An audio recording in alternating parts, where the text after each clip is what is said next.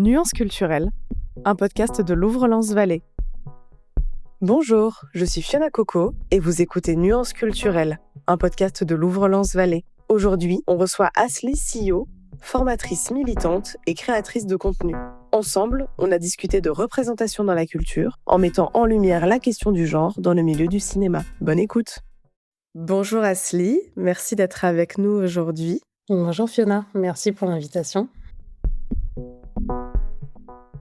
Alors aujourd'hui, on va parler de genre et de culture, mais avant ça, je voulais quand même te présenter un petit peu. Habituellement, ce sont les intervenants et intervenantes du podcast qui se présentent, mais là, je trouvais que c'était quand même assez intéressant d'abord de te présenter et ensuite, comme ça, tu pourras, si tu le souhaites, et si je dis certaines informations qui ne sont pas bonnes, me compléter ou me corriger. Donc, tu es consultante formatrice spécialisée sur les questions de genre, de violences sexistes et sexuelles et d'inégalité et discrimination ethno-raciale. Donc, c'est quand même un long titre, mais qui nous servira justement dans cet épisode de podcast, parce que tu es très ancrée dans les secteurs de la culture, du cinéma et de l'audiovisuel, parce que tu as un parcours qui est justement basé dans ces secteurs-là initialement, et aussi dans l'événementiel musical. Et comme tu es formatrice, tu animes des formations, des ateliers et des conférences sur les thématiques que l'on vient d'évoquer, que tu pourras développer un petit peu plus au cours de l'épisode. Et tu souhaites penser la culture comme un espace d'éducation, de socialisation et de transformation. Ça aussi, on y reviendra. Est-ce que jusqu'ici, j'ai à peu près bon? Oui, c'est bon, c'est juste. Je voulais démarrer avec une première question, parce qu'on a toujours une question phare dans le podcast. Et pour inaugurer cette deuxième saison, on démarre avec une nouvelle question qui est: quelle est ta Madeleine de Proust? C'est-à-dire quelque chose qui te fait du bien, ça peut être un souvenir d'enfance, ça peut être une œuvre que tu as découvert récemment, quelque chose qui te donne du baume au cœur. Ça, c'est une vraie question, ça. Alors, j'ai combien de temps pour y répondre? Bah, écoute, c'est marrant que tu as dit Madeleine de Proust et ça m'a fait penser tout de suite à quelque chose, justement, qui se mange, qui est le pâté aux pommes de terre. Qu'est-ce que c'est? C'est un plat incroyable que j'adore faire découvrir. Donc moi, ma maman, elle a grandi dans la Creuse et il y a une spécialité, alors j'ai envie de dire limousine, si je dis pas de bêtises, pour toute la région Limousin, qui est le pâté aux pommes de terre. Et en fait, c'est de la pomme de terre avec de la crème fraîche dans une pâte feuilletée et c'est tout. Et c'est incroyable. Et en fait, on a l'impression que c'est un plat tout simple, enfin voilà. Mais quand on le fait découvrir et que les gens le mangent, tout le monde est absolument genre: «Waouh, mais comment c'est possible que je ne connaisse pas ce plat?» Et donc ça me permet de faire découvrir la région, enfin le département de la Creuse.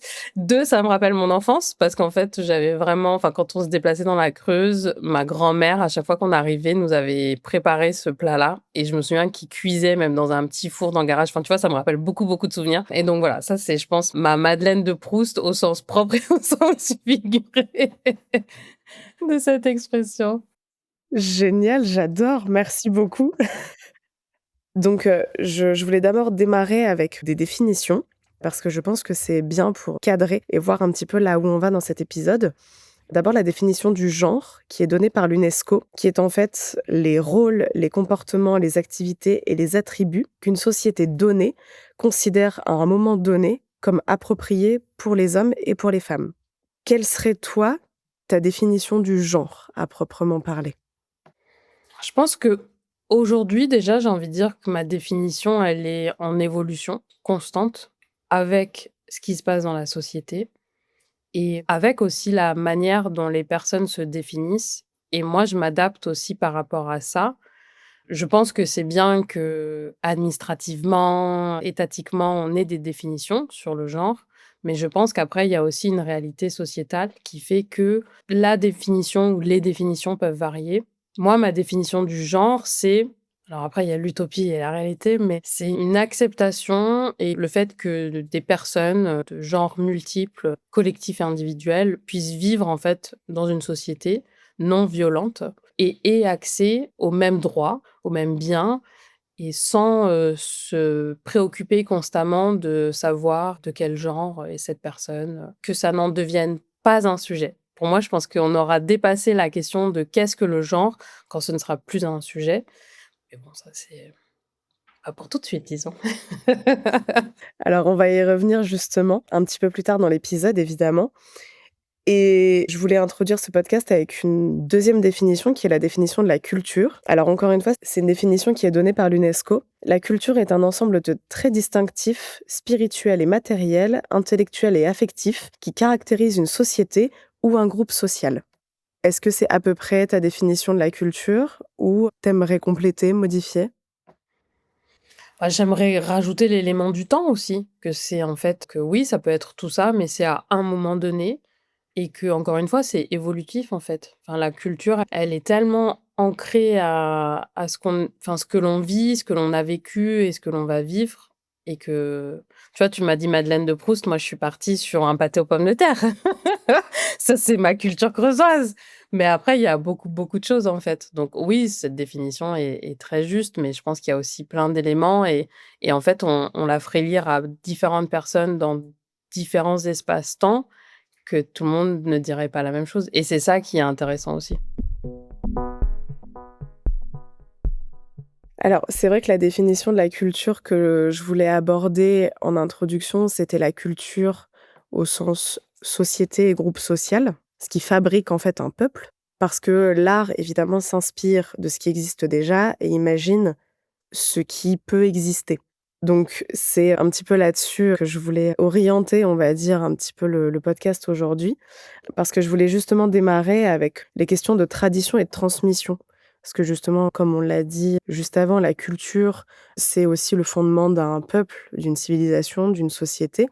Mais c'est surtout que, justement, comme tu le disais très bien, la culture n'est pas quelque chose de figé, tout comme le rôle des genres dans la société. Donc, toi, sur cette question de tradition, de transmission et une société qui n'est pas figée, quel est un peu ton point de vue là-dessus en tant qu'experte professionnelle de ces questions-là dans ton secteur? Bah, moi déjà, j'ai un point de vue très personnel par rapport à cette question, parce que moi j'ai une double culture et j'ai une double culture à plein de niveaux. Ma mère est française, mon père est somalien, j'ai grandi au Luxembourg et donc je le disais tout à l'heure, ma mère a grandi dans la Creuse, donc moi j'y suis allée aussi. J'ai fait ensuite mes études, en Seine-Saint-Denis et puis après j'ai eu l'opportunité de énormément voyager et donc cette double culture qui est à l'origine, qui ensuite est nourrie par ce que je vis, les endroits où je vais et donc à nouveau comme tu disais donc des d'autres cultures qui ont été fondées par d'autres personnes. Comment dire? Je l'adapte aussi en fonction de ce que je vis, de l'état de la société, dans ce que j'ai envie de transmettre, aussi bien dans mon travail que dans ma vie personnelle. Surtout que maintenant, je suis aussi maman d'un petit bout de 3 ans et donc il y a énormément de questions sur, bah, qu'est-ce que l'on transmet? Comment est-ce qu'on le transmet? Pourquoi est-ce que l'on transmet? Et pourquoi est-ce qu'on transmet certaines choses et pourquoi est-ce qu'on transmet pas certaines choses? Donc si on se demande pourquoi les mamans dorment pas, il y a aussi tout ça. Mais je pense que c'est très important parce que, enfin, la culture aujourd'hui, on voit que c'est un élément aussi qui fait beaucoup parler, qui est utilisé des fois dans certains espaces, politiques, à tort et à raison et en fait, tout le monde a envie de lui donner sa définition parce qu'en fait, on a envie de se raccrocher à quelque chose, ce qui est normal et je pense que la culture, elle revient aussi à la question de l'identité, la question de l'appartenance, la question de ce que l'on connaît, ce que l'on connaît pas, enfin bref, il y a énormément de choses comme ça et donc après on fait des choix sur, ce qui, nous paraît le plus, comment dire, enfin ça c'est très individuel, mais ce qui nous paraît plus intéressant à transmettre et quand je dis intéressant, c'est vraiment dans un panel très, très large.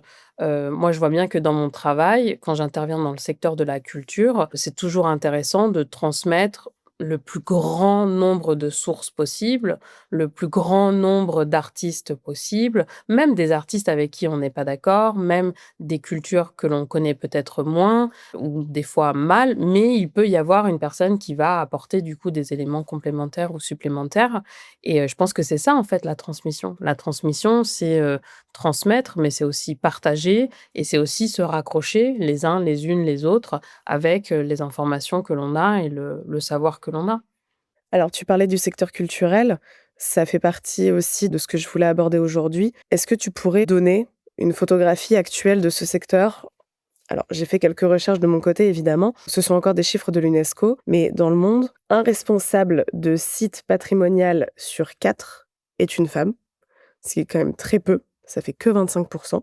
et dans les postes de direction, dans les conseils artistiques et culturels, il n'y a que 42 de femmes. Encore une fois, là, c'est très binaire, c'est femme versus homme. Le but ici, c'est de parler du genre, donc c'est pas forcément de mettre dans des cases et ça aussi, on y reviendra. Mais est-ce que tu pourrais donner justement une photographie actuelle du secteur culturel pour qu'on se rende bien compte de quoi on parle aujourd'hui, début 2026? Donc sur les chiffres, on en a quand même dans le secteur de la culture. On en a du coup pour la France hexagonale et aussi pour les territoires ultramarins. Je vais peut-être commencer par partager les chiffres au niveau des étudiants et étudiantes parce que je trouve que c'est toujours intéressant aussi de le voir de ce point de vue-là. Et après, qu'est-ce qui se joue quand il y a la professionnalisation? Ce qui est intéressant, c'est qu'on constate aujourd'hui en France que sur les bancs de l'école, de l'enseignement supérieur, peu importe le secteur, on a en général autant d'étudiantes que d'étudiants et des fois même plus d'étudiantes que d'étudiants. Par contre, on a une réalité chiffrée aussi qui est que lorsque la professionnalisation arrive, dans la culture, mais pas que, il y a vraiment une disparition, une évaporation de la présence des femmes. Et là, je rejoins ce que tu dis, là, ça va être très binaire ce que je vais dire, mais dans les secteurs professionnels. Et en fait, on va parler de processus d'évaporation où on voit que petit à petit, les femmes disparaissent. Il y a plusieurs raisons à ça. Déjà, il va y avoir la question de la maternité, de la parentalité, qui va avoir un impact direct sur la carrière des femmes, au premier enfant, au deuxième enfant s'il y en a, troisième enfant, etc. Lié aussi avec les inégalités salariales. Donc, quand on est, et là, à nouveau, ça va être très binaire, c'est aussi dans une perspective donc d'un couple hétérosexuel. Mais si on est sur cette inégalité salariale au sein d'un couple hétérosexuel, l'homme en général gagnant plus que la femme, c'est lui qui va continuer ou qui va reprendre du coup une activité et qui va faire que la femme va rester sans activité plus longtemps. Il va y avoir aussi toute la question des violences sexistes et sexuelles, donc ça qui est très très présente dans ce processus d'évaporation, c'est-à-dire que malheureusement, des étudiantes qui ont peut-être déjà vécu des violences sexistes et sexuelles lors de leur parcours universitaire et qui malheureusement vont continuer à subir du sexisme ou alors du harcèlement sexuel, parce que malheureusement c'est une forme de violence sexuelle qui est très présente, vont finir par partir pour se réorienter dans un secteur professionnel où il y aura moins de violence. Il va y avoir aussi la précarité du milieu culturel qui fait que en fait le statut d'intermittent n'est pas un statut facile et donc financièrement ça peut être difficile de réussir à trouver des nouveaux contrats et donc de payer son loyer à temps, ses factures, etc. Et donc ce qui participe à la disparition des femmes dans le secteur culturel, mais pas que dans ce secteur-là. Ensuite, une autre réalité chiffrée que l'on a, c'est que oui, il y a de plus en plus de femmes dans le secteur culturel et c'est une bonne chose, heureusement, la société avance quand même, mais on voit que même des fois quand certaines personnes vont nous dire oui, mais là on a des chiffres où en fait on voit qu'il y a une parité, en fait il faut aller creuser un petit peu plus loin et voir où est cette parité. Est-ce que cette parité en fait elle se retrouve en région, ce qui est très bien, mais ce qui est aussi à son interprétation, ou est-ce qu'elle ne se retrouve pas dans les très grands groupes, notamment les centres dramatiques nationaux, où on voit bien qu'il y a plus d'hommes que de femmes, et en plus on peut aller aussi beaucoup plus loin, et je vais là mettre en avant le secteur du cinéma, où en fait on a certains secteurs professionnels où on va avoir plus de techniciennes que de techniciens, notamment pour tout ce qui va être habillage, coiffure, maquillage.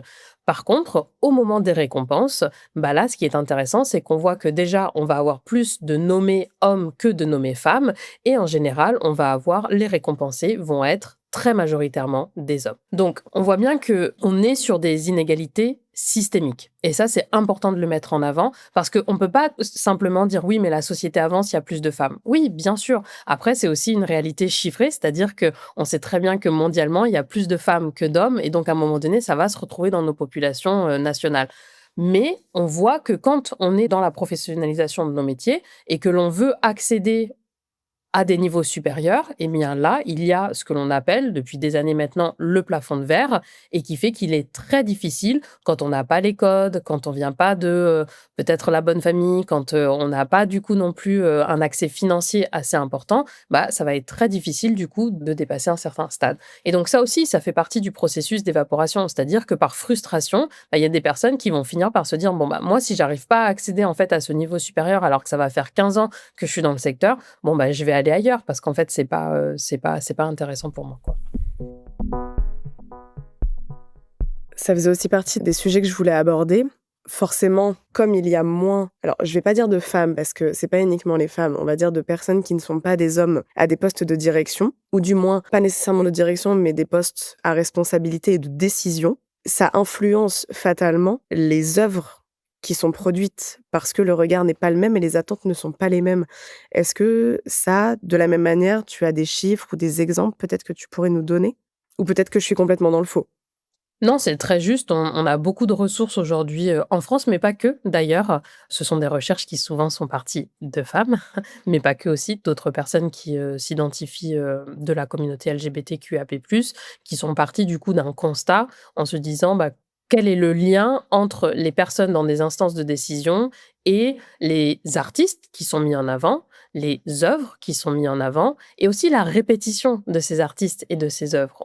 Il y a quand même beaucoup de discussions sur pourquoi est-ce qu'on fait une énième exposition, et là je vais le genrer volontairement, d'un artiste, par exemple peintre, qui est hautement problématique et qui a peut-être volé toutes les œuvres de sa compagne ou qui s'en est fortement inspiré.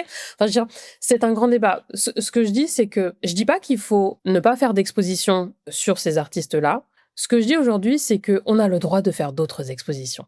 Et peut-être que c'est OK de pas faire des expositions pendant 10 ans d'un artiste qui a déjà été exposé pendant 40 ans et qu'en fait, pour les 10 prochaines années, on a le droit d'exposer d'autres personnes dont on admire le travail, qui sont peut-être moins connues, qui méritent à être aussi plus reconnues et qui viennent d'un univers différent du nôtre. On parlait de la culture, qu'elle est évolutive, qu'elle s'imprègne des peuples, etc. Et c'est marrant parce qu'on va défendre toujours la culture comme étant quelque chose de oui, il faut connaître beaucoup de choses, il faut pouvoir ouvrir son regard, ouvrir ses oreilles, s'intéresser à tout. Mais bizarrement, quand on va programmer certaines choses, ben, en fait, on programme toujours les mêmes choses.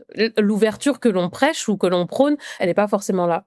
Et donc, est-ce que c'est des fois inconfortable d'aller chercher, certaines informations? Oui, bien sûr, mais c'est un petit peu aussi le propre, de notre vie et de ce pour enfin, en tout cas, moi, j'estime de ce pourquoi on est sur cette, humble planète Terre et donc c'est de se dire: «Bon, bah, je vais faire un pas de côté et je vais aller m'intéresser à quelque chose que je connais moins ou que je ne connais pas bien». Aujourd'hui, ce que l'on peut voir et là, je m'intéresse moi au secteur du cinéma parce que c'est un secteur que je connais plutôt bien. Les informations que l'on a, c'est que quand un film est fait par une réalisatrice et en plus qu'il y a une productrice, on constate que alors là, c'est des chiffres que l'on a aux États-Unis, que l'on n'a pas en France, mais je pense qu'on pourrait les retrouver aussi. C'est que sur chaque dollar fait par le film, le rendement est meilleur que si c'était un réalisateur ou un producteur. En France, ce que l'on a par contre, c'est que quand on a une équipe de tournage qui est majoritairement féminine, il y a moins de violence sur les plateaux de tournage. Ça, c'est une réalité que l'on a et que l'on entend aussi. On sait que le film, enfin, je dis pas que tous les films réalisés par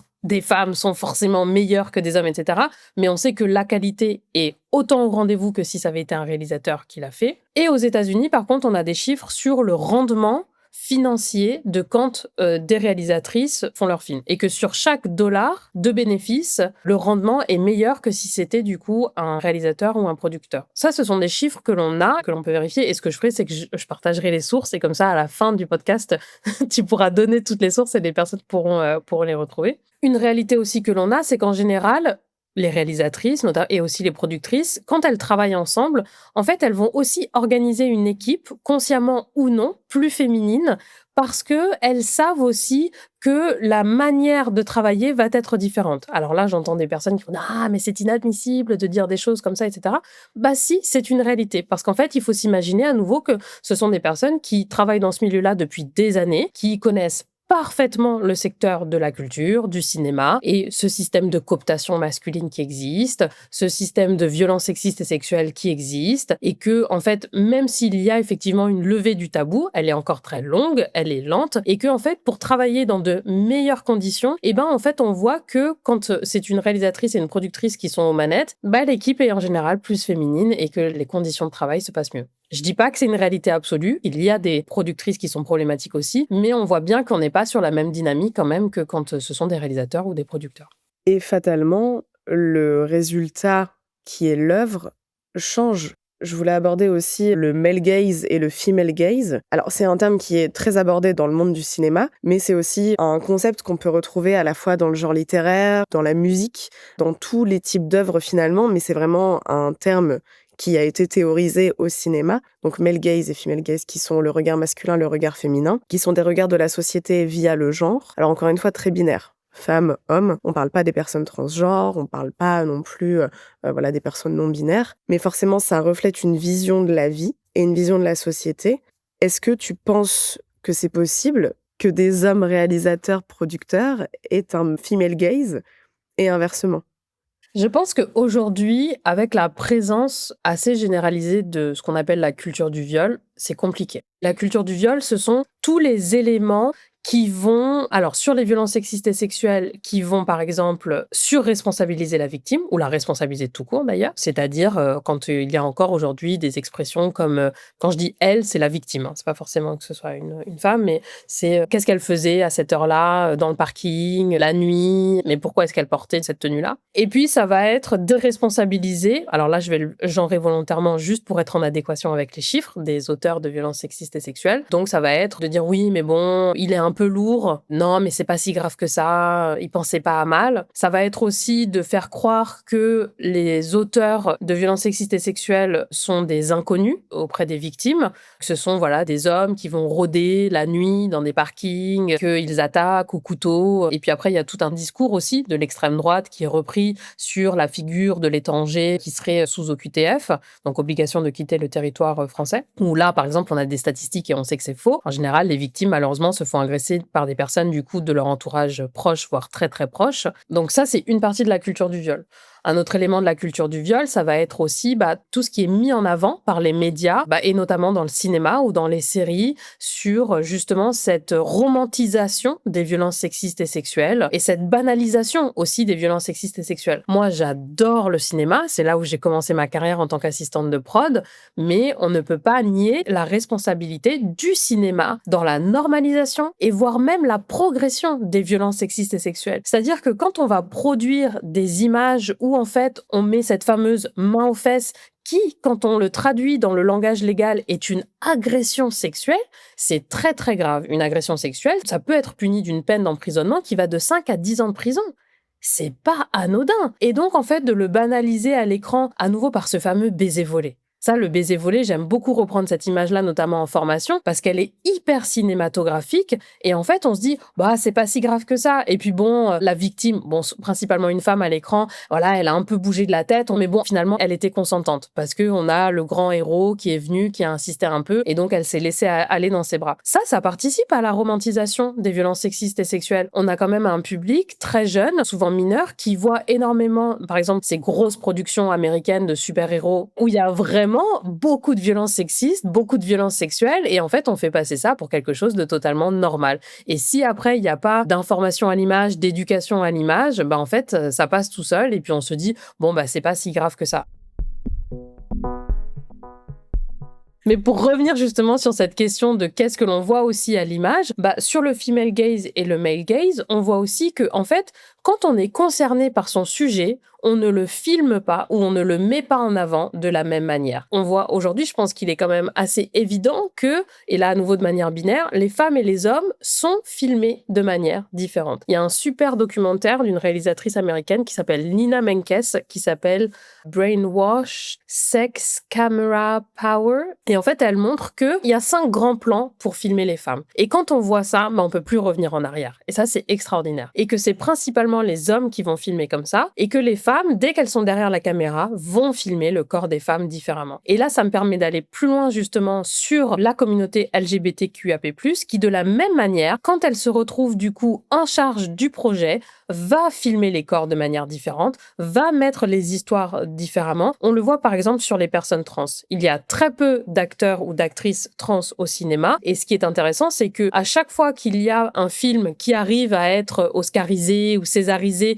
où on va parler d'une personne trans, en général, la personne trans a été interprétée par une personne non trans et qui n'est souvent même pas forcément concernée par ce sujet-là. Et ça, c'est pas normal en fait. Je dis pas que l'acteur ou l'actrice qui n'est pas concernée a fait un mauvais travail. Non, elle a fait un très bon travail d'interprétation. Mais est-ce qu'il y a des nuances qui n'ont pas été véhiculées ? Absolument, puisque la personne n'est pas concernée. Elle ne peut pas savoir ce que c'est. Elle peut l'imaginer de manière méta, mais est-ce qu'elle a pu le vivre à un moment donné dans son corps ? Je ne crois pas. Et donc, c'est pour ça qu'aujourd'hui, quand on dit oui, donner la parole aux personnes concernées, mais en fait, ça veut dire tout ça. C'est donner la caméra aux personnes concernées, c'est donner le script aux personnes concernées, et même les techniques techniciens et les techniciennes qui sont, voilà, les petites personnes que l'on pense de l'ombre et qui ont chacune un rôle à jouer, eh ben, c'est en fait primordial. Et si je peux rajouter encore un dernier élément sur l'image justement que l'on apporte, j'aime bien mettre en avant cette problématique du filtre orange ou jaune qui est utilisé quand, dans le cinéma ou dans une série, un personnage ou une personnage, en gros, va se déplacer dans un autre pays,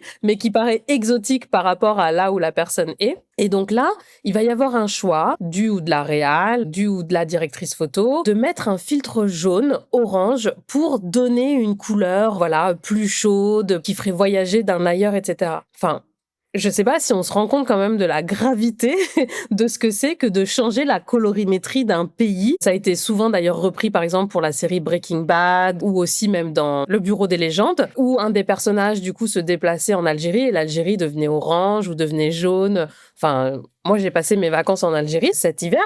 Bon, l'Algérie n'est pas orange, hein, je tiens à le dire. Alors, est-ce que je peux en comprendre les enjeux esthétiques? Bon, peut-être, mais en fait, techniquement, c'est altérer la réalité. Et en fait, ça, c'est très grave. Mais encore une fois, c'est parce que les personnes ne sont pas concernées. Alors, est-ce que justement, quand c'est une œuvre de fiction, qui n'est pas un documentaire, qui ne cherche pas à retranscrire une réalité pure, est-ce que justement altérer la réalité n'est pas grave? Alors, tu l'as dit juste avant, à ton sens, c'est grave, mais justement, je pense qu'à partir du moment où ça ne veut pas retranscrire de manière documentaire, on va dire, est-ce que quand il y a une part de fiction, on peut pas se dire que ça fait partie de la fiction, justement? C'est une bonne question et c'est une question qui est mise souvent en avant. Je vais déjà partager quelque chose du point de vue des personnes concernées. En fait, quand on les questionne, même sur les œuvres de fiction, en fait, les personnes trouvent que c'est absurde. C'est-à-dire que quand le personnage se déplace dans un pays, si on s'intéresse du coup à ce que les personnes de ce pays disent, bah en fait, elles trouvent ça juste dommage. Parce qu'en fait, oui, bien sûr que c'est une œuvre de fiction, mais l'histoire en elle-même est déjà une fiction. Donc, est-ce qu'on a besoin d'altérer cette dimension-là? Pas forcément. Après, un autre élément aussi, c'est que le faire peut-être une fois parce que ça participe à quelque chose, d'esthétique, OK. Mais en fait, quand on voit que c'est systémique et quand on voit que c'est sur les mêmes œuvres, là, je pense que c'est là où ça commence à être problématique. Pourquoi? Parce que après, comme dans tout élément culturel, bah, ça va avoir un impact, qu'on le veuille ou non, et consciemment ou non, dans la société et dans le public, en fait. Et on voit bien que quand on entend un certain public partager des éléments sur comment est-ce qu'on va imaginer certaines cultures, certaines populations, alors ça peut venir d'un imaginaire historique aussi, bien sûr, qui a été retranscrit de manière erronée, mais c'est aussi retranscrit par un imaginaire médiatique et un imaginaire culturel. Et donc là, on se dit, ah oui, peut-être que c'est une fiction, mais elle n'est pas complètement neutre aussi. Et donc, quand ça impacte cette réalité-là, là par contre, c'est plus OK, quoi. Il y a souvent cette question de cliché, en fait. Les œuvres culturelles, qu'elles soient musicales, cinématographiques, littéraires ou autres, reprennent souvent des clichés qui sont véhiculés. Encore une fois, comme tu le disais, par une retranscription historique qui, parfois peut être erronée parce que, bah, voilà, l'histoire est faite comme ça, parce que c'est donné d'un point de vue en particulier. Parfois, on cherche à sortir de ces clichés-là. Je pense que la question d'intersectionnalité dans la question du genre, elle est essentielle parce que justement, le genre n'est pas quelque chose de binaire. C'est pas les hommes versus les femmes, comme je le disais au début, mais c'est aussi très lié aux orientations sexuelles, aux ethnies, aux religions, parce que justement, encore une fois, la culture d'un peuple est faite de tous ces éléments-là. Est-ce que lorsqu'on cherche à sortir des clichés qui sont quasiment systématiquement inclus dans les œuvres, parfois, on ne se range pas dans d'autres clichés, dans d'autres cases que l'on crée nous-mêmes. C'est vraiment pour ouvrir le débat parce que là, pour prendre un élément très récent, par exemple, je sais pas si tu regardes Stranger Things, mais le dernier volet de la série est sorti. Et à un moment donné, spoiler alert pour toutes les personnes qui n'ont pas vu, pardonnez-moi, il y a un personnage qui fait un coming out dans l'un des épisodes. C'est assez bien amené dans le scénario parce que ça fait sens avec ce qui se passe, mais c'est l'un des épisodes les plus mal notés, voire l'épisode le plus mal noté de la série complète. Il y a pas d'études, il y a rien qui prouve que c'est à cause de ça, mais probablement ça a un lien. Parce que justement, en fait, il y a pas mal de spectateurs qui trouvent que parfois on veut inclure de la diversité dans des œuvres qui n'en ont pas besoin ou dont ça n'est pas le sujet. Alors, je pense que la diversité n'a pas besoin d'être un sujet en particulier pour être incluse dans une œuvre quelle qu'elle soit. Mais je trouve que c'est un vrai sujet actuel parce que en fait, on est dans un monde qui est quand même très binaire. Soit c'est oui, soit c'est non. Il y a très peu de nuances. Mais justement, est-ce que parfois, à force d'être trop binaire, on finit pas par, ne plus servir sa cause? Encore un sujet de philo. Ouais, c'est ça. Enfin, quand on voit les personnages, quand on voit du coup aussi, le sujet, enfin quand on voit du coup tout ce qu'ils et elles font, est-ce que ça s'inscrit pas dans leur histoire en fait aussi? Et puis est-ce que ça s'inscrit pas dans la réalité de la société aussi? Enfin de ce qu'on disait un petit peu en fait, qu'elle est changeante, qu'elle est mouvante. Enfin tu vois là c'est marrant parce que j'ai voyé un article qui disait que Stranger Things en fait ça a commencé il y a 10 ans déjà. Donc, enfin, en 10 ans il s'en est passé quand même des choses dans la société. Nationale, européenne, internationale, enfin tu vois? Il y en a eu, hein, des changements quand même. Donc qu'aujourd'hui, 10 ans après, je sais que ces personnages n'ont pas évolué sur 10 ans, mais que, tu vois, qu'ils aient évolué aussi, est-ce qu'en fait, ce soit si surprenant que ça? Bah, peut-être pas, en fait. Peut-être que c'est la continuité normale des choses. Moi, je suis très partagée sur cette question de la binarité. Je comprends que, certaines personnes aient encore besoin de cette binarité et cetera. Moi, sans vouloir juger, parce que je sais que c'est pas forcément évident et selon là où on se situe, notre éducation qu'on a reçue, je pense déjà qu'il faut être très doux envers soi-même. Je pense qu'il faut déjà se laisser le temps d'apprendre, de désapprendre, d'apprendre à changer et de se dire que, bah, des fois, on n'est pas forcément confortable avec certaines choses qui sont dans la société, mais c'est pas parce que, un, on est inconfortable que du coup, c'est mauvais aussi. Enfin, des fois, j'ai l'impression qu'il y a un peu cet amalgame-là et que c'est pas parce qu'en fait, on ne comprend pas aussi qu'on peut pas l'accepter. Enfin, moi, je dis des fois tout simplement, tout bêtement que, bah, si en fait, ça ne nous concerne pas et qu'on comprend pas trop, bah, c'est pas grave, on le laisse en fait. Et puis, du coup, on fait pas de mal non plus aux autres.